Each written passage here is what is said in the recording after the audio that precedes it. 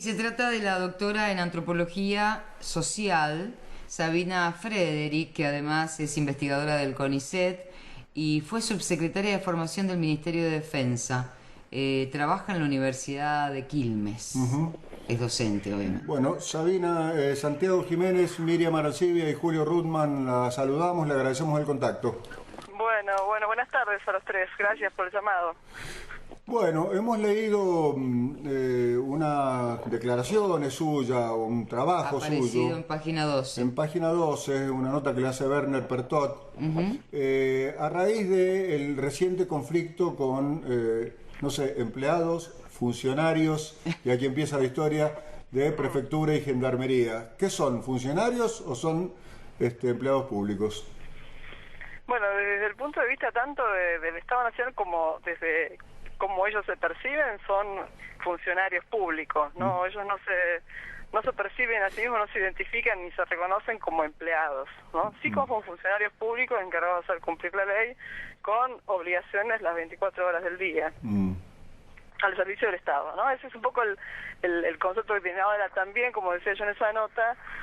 En ciertas circunstancias y situaciones se reconocen como trabajadores, no como empleados, pero sí como trabajadores.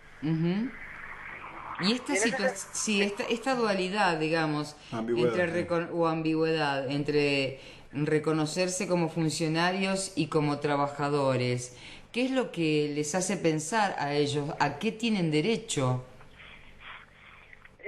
Bueno, lo que pasa es que, a ver, ahí hay un aspecto que tiene que ver con las circunstancias, ¿no? Sí. Cuando ellos eligen, como ciudadanos, incorporarse a la gendarmería o a la prefectura, al mismo tiempo eligen renunciar a ciertos derechos que tienen otros funcionarios públicos y trabajadores también, ¿sí?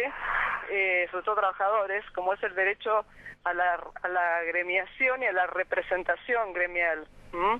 En ese sentido, son asalariados de un tipo particular o funcionarios públicos de un tipo particular que renuncian a ciertos derechos debido a que sus funciones y misiones son de un carácter específico, son funcionarios encargados de administrar la fuerza pública, ¿sí? A través del uso de armas de fuego o a través inclusive de la propia fuerza física, ¿no? Controlada, progresiva, proporcional. Pero bueno, en ese sentido son funcionarios de un tipo particular o trabajadores también de un tipo particular. Normativamente, legislativamente, ¿es claro o también es ambigua la situación?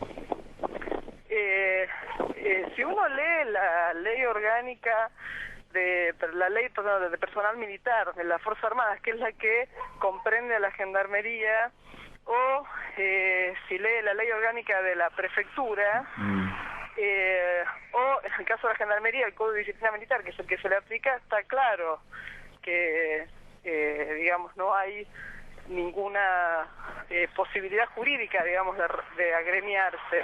Sé que hay discusiones más a nivel de los tratados internacionales, porque en otros países del mundo, Francia por ahí es el más conocido, pero hay otros más, existe el derecho de las policías a la representación gremial. Pero no existe el derecho a huelga en esos casos. ¿Sí? ¿No existe derecho a huelga? No. En Francia no hay derecho a huelga. No pueden abandonar el servicio. No, justamente le iba a preguntar eso que ya respondió, digamos, cómo funcionaba el tema de una eventual huelga, porque tienen las armas. Claro, sí, tienen las armas además porque cumplen un servicio que es esencial para el Estado, ¿no? Por las dos razones. Yo tuve circunstancialmente la oportunidad de estar en Bahía, en Salvador de Bahía, cuando se hizo la huelga de la policía militar en Bahía, y hay que subrayar la diferencia entre el modo en que se manifestaron aún ilegalmente los gendarmes y los prefectos en la Argentina, que prácticamente no hubo hechos de violencia, no abandonaron el servicio, en general no hubo abandono del servicio, y lo que pasó en la Policía Militar de Bahía, que el modo de protesta fue tirar tiros al aire, hacer vandalismo, se aumentó el número de homicidios durante 4 o 5 días. Sí, bastante difícil. Para rescatar un poco el modo en que acá se realizó la protesta aún ilegal, ¿no? Ahora, hay un elemento que para tener en cuenta. Este personal de prefectura, de gendarmería, es un personal preparado, que se le exige mayor preparación, pero que no se ha considerado o no ha habido posibilidades de considerar que deberían cobrar más por todas estas cosas de diferenciación con un ciudadano común o una ciudadana común. Bueno, en realidad eso es parte de, me parece, es parte de lo que desató el conflicto, que no solo se produce, digamos, se desencadena a partir de la liquidación o el cambio de la liquidación salarial, pero me parece que es porque, bueno, ellos vienen teniendo digamos, un régimen salarial tal vez antiguo, ¿no? En el sentido de que estaba plagado de suplementos que fueron tratando de compensar estas nuevas exigencias, como el viático, por ejemplo, que cobró en su momento a la gente de Cinturón Sur por estar movilizada, que la verdad que era un viático significativo, pero probablemente en el modo en que el gobierno en estos próximos días ordene el régimen salarial se actualice y se considere de una manera un poco más, diríamos, permanente, ¿no? Es el tipo de funciones riesgosas o de exigencia que el Estado le pide a esta gente, ¿no? Ahora, el conflicto surge por esta disfunción o deformación de la escala salarial, es decir, jefes que a través de cautelares cobraban cerca o más de 100.000 pesos mensuales y la tropa, por decirlo rápidamente, estaba a años luz de ese dinero. Pero le pregunto, Sabina, si hay antecedentes de conflictos de este tipo en la historia reciente de la Argentina. Bueno, empiezo por la segunda, no hay antecedentes. Este conflicto es absolutamente inédito. No ha habido en la Gendarmería nunca un tipo de conflicto de este tipo y me parece que se debe en parte a la historia democrática, ¿no? Por eso yo decía que aún cuando la protesta haya sido ilegal, en realidad da cuenta de cómo estos funcionarios con Estado militar también se reconocen como sujetos de derecho, ¿no? Como ciudadanos. Y me parece que eso es algo que en algún sentido ha enseñado la democracia en los últimos 30 años, ¿no? Me parece que es un aspecto para destacar. Ahora, respecto de lo primero, en realidad la distorsión era aún mayor, porque no era solo que el personal de mayor jerarquía cobraba muchísimo más, infinitamente más por estos fallos judiciales que el personal subalterno, sino que al interior del personal subalterno había disparidades enormes, ¿sí? Muy grandes, y eso, bueno, obviamente genera conflictos internos en la organización, ¿no? O sea que era necesario arreglarlo. Es necesario, quiero decir, bueno, todavía está ahí definiéndose cómo, ¿no? Pero claramente los fallos judiciales dispararon, digamos, el régimen salarial de una manera totalmente descontrolada, ¿no? Y muy irregular, por otro lado, porque hubo un juez que fue separado de su cargo, ¿no? Sí, es absolutamente irregular. Bueno, eso es algo que lo entiende la justicia entenderá en todo caso la legalidad y la legalidad de los procedimientos, pero de hecho los fallos lo que hicieron fue definir liquidaciones totalmente diferentes, y eso provocó aún más disparidad, ¿no?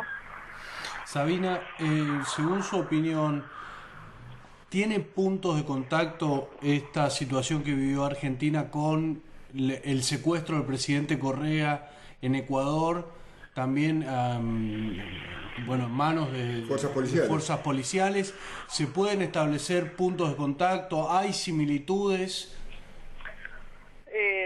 Yo entiendo que por lo que la realidad mostró, no. Ni tiene que ver con un golpe de Estado, aun cuando algunos querrían usarlo para provocar desestabilizaciones, claramente no pudo ser usado, y tampoco creo que se acerca a lo que sucedió en Honduras, porque de hecho se mantuvieron, digamos, acotadas las manifestaciones a un solo lugar, no hay plazas en algunos lugares, bueno, yo estoy acá ahora en Jesús María, ¿no? Pero digo, no fue un desplazamiento de la Gendarmería o de la Prefectura hacia la Casa de Gobierno, o sea, no hubo nada de eso, ¿no? Y no hubo abandono de tareas. Y no hubo abandono de tareas, por eso digo, yo lo comparo con la huelga de la Policía Militar en Bahía, en Salvador de Bahía, en Brasil, y ya ahí hay una diferencia enorme, ¿no? Enorme. Hay un elemento que me parece que es de destacar, y es que antes la Gendarmería y la Prefectura pertenecían a las Fuerzas Armadas, Y esto fue, digamos, un elemento importante para ambas instituciones, el hecho de que dejaran de serlo, ¿no? Claro, sí, a fines de los 80 dejaron las dos de pertenecer a Gendarmería de Ejército y Prefectura a la Armada y formaron parte del sistema de seguridad interior y ahora llamado seguridad pública, ¿no? Por supuesto, claro que ahí eso generó, digamos, un desarrollo de cada una de estas fuerzas muy diferente al que venían teniendo en los últimos 40, 50 o 100 años, ¿no? Era inevitable, Sabina, era inevitable la formación de sumarios para quienes fueron portavoces, que inclusive han dicho públicamente que participarán o que participaron de protestas gremiales anti-gobierno. Bueno, sí, porque disciplinariamente hay una falta, ¿no? Y bueno, serán las comisiones de los consejos disciplinarios los que deberán definir a quiénes y qué tipo de sanción le corresponde, pero a mí me parece que desde el punto de vista, ya no es el punto de vista analítico, ¿no? Sino el punto de vista del gobierno y del Estado, que debe tener control sobre una fuerza que está comandando, debe aplicar las sanciones, porque además es lo que dice la ley, ¿no? No puede dejar de hacerlo. La administración de esas sanciones yo creo que es clave, políticamente clave, ¿no? Claro. Cómo se administran. Claro. Sabina, usted como asesora técnica del Ministerio de Defensa, ¿considera que la formación de los integrantes y las integrantes de estas fuerzas es excelente? Bueno, yo estuve 3 años al cargo de la Subsecretaría de Formación en Defensa, ¿no? Que no tiene ni a la Gendarmería ni a la Prefectura a cargo, porque esos dependen de Seguridad, el Ministerio de Seguridad. Ahora estoy asesorando al Ministerio de Seguridad en ese tema. Sí. Yo creo que no es excelente, pero no quiere decir que no sea muy buena y que no se haya hecho muchísimo para poder no solo actualizarla, sino ponerla de acuerdo con lo que exige un Estado de Derecho, ¿no? Realmente es importante tener en cuenta que en los últimos 30 años la formación de los militares argentinos cambió radicalmente, cambió realmente mucho, y eso lo reconocen los propios oficiales que hoy tienen 50 años, Sí. Y cambió en este sentido, en el sentido de flexibilizar algunos aspectos muy arbitrarios de la formación, que no tenían ningún tipo de justificación en términos de las funciones que los militares cumplen y en términos de la necesidad de formar conductores de otros hombres, ni en términos de la necesidad de sostener cierto sentido de la autoridad, ¿no? Sino más bien de hacer un uso discrecional de la autoridad que no tenía ningún tipo de fundamento, ¿no? Eso se fue eliminando. Hoy los movimientos vivos, bailes, como se llama, ya no se practican. Hay una adecuación progresiva al sistema educativo nacional y sobre todo al sistema educativo universitario, un interés por adecuarse a las normativas y a los procedimientos pedagógicos que existen en el medio civil, que permiten, digamos, aumentar la calidad académica, ¿no? de oficiales y suboficiales. Así que yo no diría que es excelente, porque tal vez, porque soy un poco exigente. Porque Siempre falta, claro.